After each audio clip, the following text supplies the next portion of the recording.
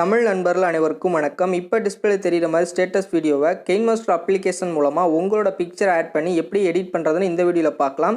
இந்த video skip பண்ணாமல் up to end வரை பார்த்தீங்கன்னா உங்களோட பிக்சர் ஆட் பண்ணி அழகாக உங்களோட வாட்ஸ்அப் ஸ்டேட்டஸ் வீடியோவை கிரியேட் பண்ண முடியும். இப்போ எப்படி கிரியேட் பண்ணுறதுன்னு பார்க்கலாம். கெயின்மாஸ்டர் அப்ளிகேஷனை ஓப்பன் பண்ணது சென்டரில் உங்களுக்கு கிரியேட் பண்ணுறதுக்கு ஒரு சர்க்கிள் இருக்கும். அதை வந்து கிளிக் பண்ணி செலக்ட் ஆஸ்பெக்ட் ரேஷியோவில் 16:9 அந்த ரேஷியோ செலக்ட் பண்ணுங்கள். இந்த மாதிரி இன்டர்ஃபரன்ஸ் வந்த பிறகு மேலே உள்ள மீடியா ஆப்ஷனை கிளிக் பண்ணி உங்களோட பேக்ரவுண்ட் பிக்சரை வந்து நீங்கள் செலக்ட் பண்ணுங்கள்.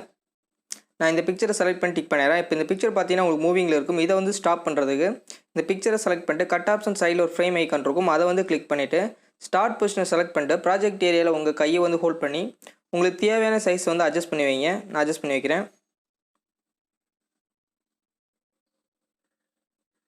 எனக்கு இந்த அளவுக்கு போதும். கரெக்டாக நான் அட்ஜஸ்ட் பண்ணியிருக்கேன் ஃபுல் ஸ்க்ரீனில். இந்த மாதிரி உங்களோட பிக்சர் அட்ஜஸ்ட் பண்ணிவிட்டு இந்த ஈக்குவல் ஆப்ஷன் வந்து கிளிக் பண்ணிடுங்க. ஸ்டார்ட் பொசிஷனும் எண்ட் பொசிஷன் சேமாக இருக்கும். வச்சு டிக் பண்ணிடுங்க.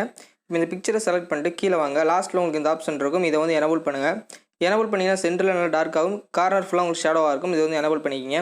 எனபிள் பண்ணிவிட்டு டிக் பண்ணிடலாம். இப்போ இந்த பிக்சரை நீங்கள் எவ்வளோ அளவுக்கு வீடியோ ரெடி பண்ண போகிறீங்களோ அந்த அளவுக்கு ட்ராக் பண்ணிக்கிங்க. ட்ராக் பண்ணிட்டு ஃபஸ்ட்டுக்கு வந்து டிக் பண்ணிடலாம். இப்போ நம்மளோட டெம்ப்ளேட்டை வந்து ஆட் பண்ணலாம். அதுக்கு லேயரை கிளிக் பண்ணி லேயரில் வர மீடியாவில் வந்துட்டு நீங்கள் டவுன்லோட் பண்ணி வச்சுட்டு அந்த டெம்ப்ளேட்டை வந்து செலக்ட் பண்ணுங்கள். செலக்ட் பண்ணிட்டு கட் ஆப்ஷன் சைடில் ஒரு ஃப்ரேம் ஐக்கான் இருக்கும். அதை வந்து கிளிக் பண்ணி ஃபுல் ஸ்க்ரீன் கொடுத்துட்டு பேக் வாங்க.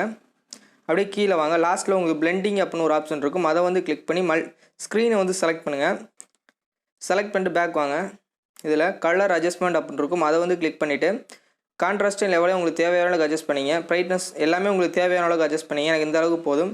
வச்சு டிக் பண்ணி இப்போ இந்த டெம்ப்ளேட் வந்து எனக்கு நல்லாவே தெரியுது. சில பேருக்கு அந்த பிளெண்டிங் ஆப்ஷன் வந்து ஒர்க் ஆகாது. இல்லை பிளெண்டிங் ஆப்ஷன் எனபிள் பண்ணாலும் உங்களோட பிக்சருக்கு அந்த டெம்ப்ளேட் கலர் கொஞ்சம் மேட்ச் ஆகாத மாதிரி இருந்துச்சு, கம்மியாக தெரியுது அப்படின்னு நினச்சிங்கன்னா அந்த லேயரை மறுபடியும் ஆட் பண்ணிங்க. லேயரை கிளிக் பண்ணி லேயரில் வர மீடியாவில் வந்துட்டு சேம் டெம்ப்ளேட்டை நான் மறுபடியும் செலக்ட் பண்ணுறேன். செலக்ட் பண்ணிட்டு கட் ஆப்ஷன் சைடில் உள்ள ஃப்ரேம் ஐக்கானை கிளிக் பண்ணி ஃபுல் ஸ்க்ரீன் கொடுத்துட்டு பேக் வந்துடுறேன். கீழே வாங்க. இதில் ஆல்ஃபா ஆப்போசிட்டிவ் பண்ணுறோம். இதை வந்து கிளிக் பண்ணி இது வந்து உங்களுக்கு தேவையான அளவுக்கு வச்சுக்கோங்க. இந்த ஃபஸ்ட்டில் நல்லா தெரிஞ்சனால இந்த அளவுக்கு வச்சுருக்கேன். இல்லை உங்களுக்கு தேவையான அளவுக்கு வச்சுட்டு பேக் வந்துட்டு இதில் கலர் அட்ஜஸ்ட்மெண்ட்டை கிளிக் பண்ணி இது வந்து உங்களுக்கு தேவையான அளவுக்கு அட்ஜஸ்ட் பண்ணிக்கோங்க. அந்த டெம்ப்ளேட் இப்போ நல்லாவே உங்களுக்கு தெரியும் டார்க்காக. வச்சு டிக் பண்ணிடுறேன்.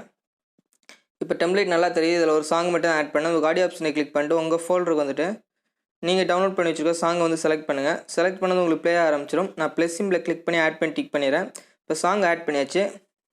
இப்போ நம்ம ஆட் பண்ண சாங்கோட வால்யூம் இந்த லாஸ்ட் எண்டு வரும்போது கொஞ்சம் கம்மியாகும். அது கம்மியாகவும் இருக்குது. சைடில் கீர் ஐக்கானை கிளிக் பண்ணி ஆடியோ ஃபேட் அவுட் அப்படின்னு இருக்கும். இதை நீங்கள் 0ல் வச்சுட்டு இதை வந்து டிசபிள் பண்ணி டிக் பண்ணிடுங்க. இதுக்கடுத்து உங்கள் சாங்கோட வால்யூம் வந்து கம்மியாகாது.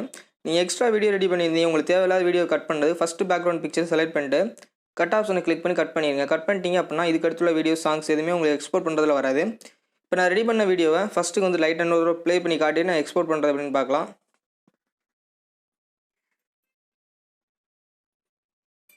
ஸ்டாப் பண்ணிக்கிறேன். இது நல்லாவே ப்ளே ஆகுது. இதை வந்து உங்கள் கேலரியில் சேவ் பண்ணுறதுக்கு சைடில் உள்ள ஷேர் ஆப்ஷன் வந்து கிளிக் பண்ணிவிட்டு உங்கள் மொபைலுக்கு என்ன ஃபார்மேட் வந்து சப்போர்ட் ஆகுமோ அதை வச்சுட்டு கீழே எக்ஸ்போர்ட் அப்படின்னு இருக்கும். அதை வந்து கிளிக் பண்ணிடுங்க. இது ஃபுல்லாக ப்ராசஸ் ஆகி முடிஞ்சதும் உங்கள் கேலரியில் சேவ் ஆயிடும். நீங்கள் வாட்ஸ்அப்பில் ஸ்டேட்டஸ் வீடியோ வச்சுக்கலாம். இந்த வீடியோ உங்களுக்கு பிடிச்சிருந்துச்சு அப்படின்னா லைக் பண்ணுங்கள், ஷேர் பண்ணுங்கள். மறக்காமல் நம்ம சேனலை சப்ஸ்கிரைப் பண்ணிக்கங்க.